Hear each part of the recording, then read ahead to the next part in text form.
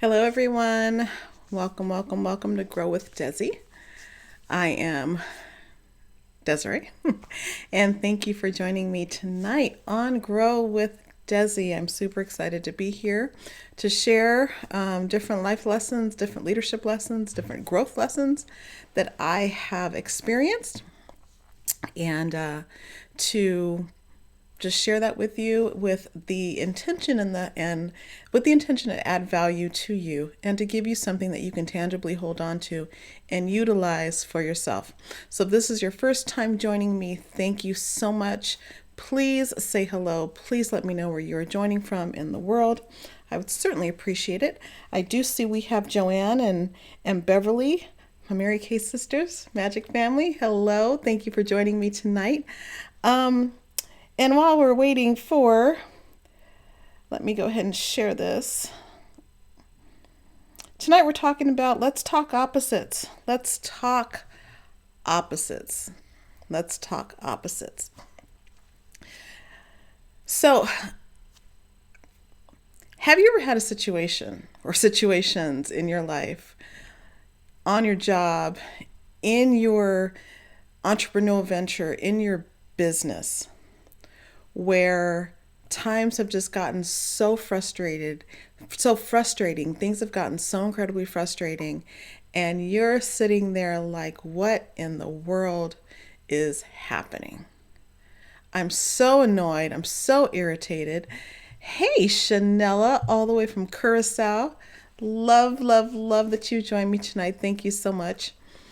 So yeah, have you been in a place where you're just like, "Ugh, I'm so frustrated"? I am going to share with you something that I have, a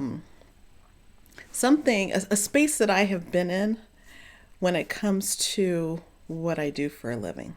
Okay. And I won't get into all the depths, but if you want to know more, you can please feel free to reach out to me, or you can join the Girl Ask Me Anything community, and we could talk about that in our community there. So I had spent a lot of time, I'm just going to jump right into it. I had spent a lot of time after I experienced my burnout phase back in 2016, when I re-engaged in work and what I was doing. I was at a real place in my life where I had fallen out of love with what I was doing. I had fallen out of love, and it was a space where I was just doing it because I had to, because responsibilities, decisions in life required me to continue to do what I was doing, even though my passion was gone, my excitement was gone, the joy of bringing my full self to what I was, where I was, the space that I occupied. It was gone. And I learned early that when you are not in a place and when you're not happy, you just need to learn how to fake it till you make it. And somehow the excitement, the motivation, the inspiration, that will come back to you. Well, if I'm telling the truth, it didn't. It didn't. It didn't for a long time. And I spent a lot of time in this place of faking it till I made it, until I couldn't fake it until I made it anymore. And where if you encountered me, and if those who really knew me, a lot of my conversation would be about just how much I didn't like things, how not necessarily disgruntled, but just how frustrated I was with situations and circumstances. And it was just tough. It was tough. Now, some might say, okay, well, you know what, Desiree? Well, last night we talked about the lost, right? And those that are lost, the solution is to make a decision. Okay. Easier said than done.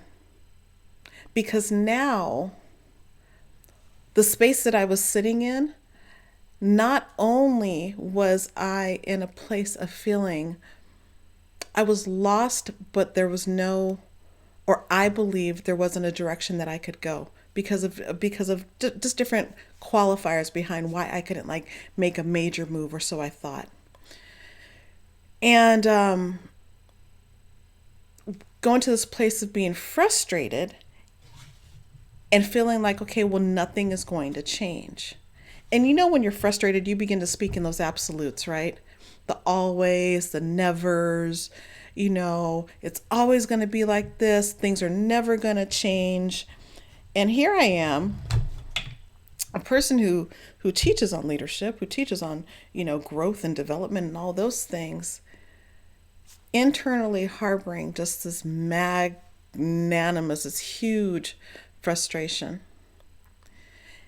And what I discovered was that there were so many things that I had allowed to occupy my thoughts and the space and the vision that I had.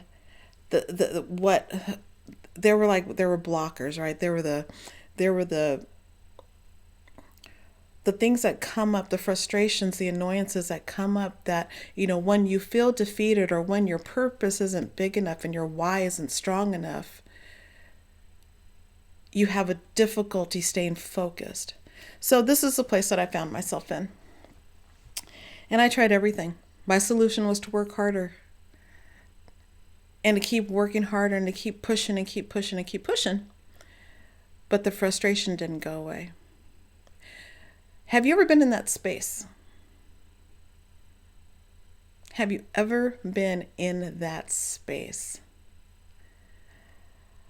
Well, tonight, in dealing with the 6 emotions of achievement, tonight we're talking about the frustrated. The frustrated. But I'm going to take it a little bit differently, because we're going to talk about opposites. The emotion of frustration and opposites.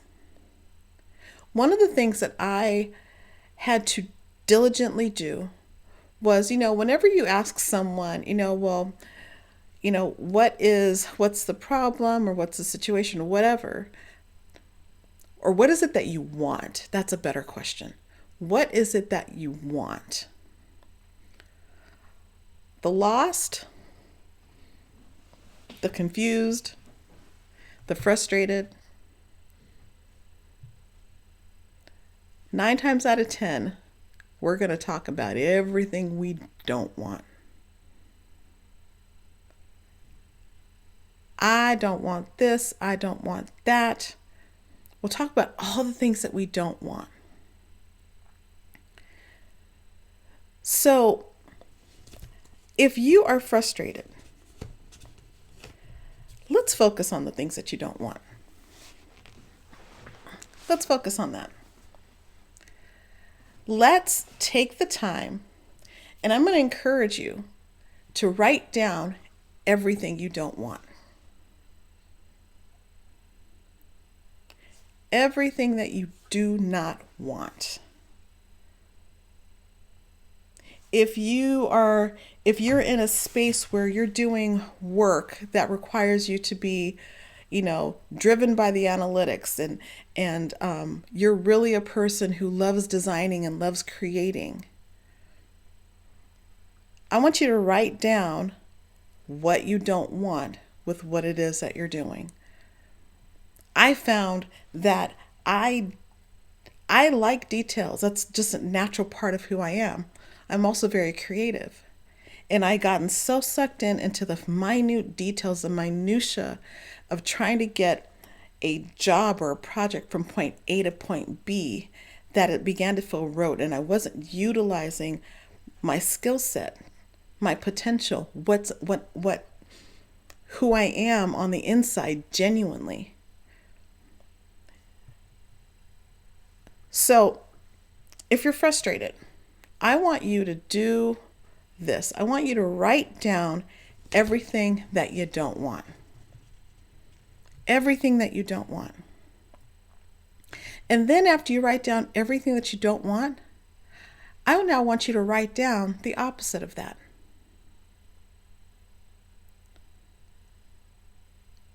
Write down the opposite of what it is that you don't want. So you take a full sheet of paper.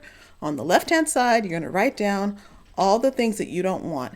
And on the right side, for line number 1, you're going to write down, okay, what's the opposite of this thing that I don't want? So, if you're working a job where you don't like to travel, but that's all you do, you don't like traveling, write down, I don't like all the travel that I have to do for work. On the second half of that, you're going to write down what that would look like, the opposite of that. It doesn't matter how many you have. You can have 5, you can have 10, you could have 100 things that you don't want. I want you to write them all down. Then I want you to write the opposite of what it is that you don't want. Why was this important? For me, what shifted me was coming into 2020. For the longest time, I spent my time, my effort, my attention on trying to make everything and everybody else in my space look good, more efficient, make things more effective. All of the, just keeping things in order. I am a very detailed and analytical person with the side of creativity. But I spent so much time in my working environment doing that to see it not be valued. And so then I would get frustrated. So what shifted for me this year was I decided that I'm going to lead my professional life, lead my life doing the things that matter most to me. One of the things that matters most to me is to help people get results. What is it that you're looking for? I want to help people get to the end that they are looking to get to. But before I could do that, I had to define what are the things that I want. So I decided for myself that I wanted to do the things that matter. Helping people matters to me. Making things better for people based on what they want, that matters to me. And in order for me to live out in that space, I needed to become confident. I needed to become courageous.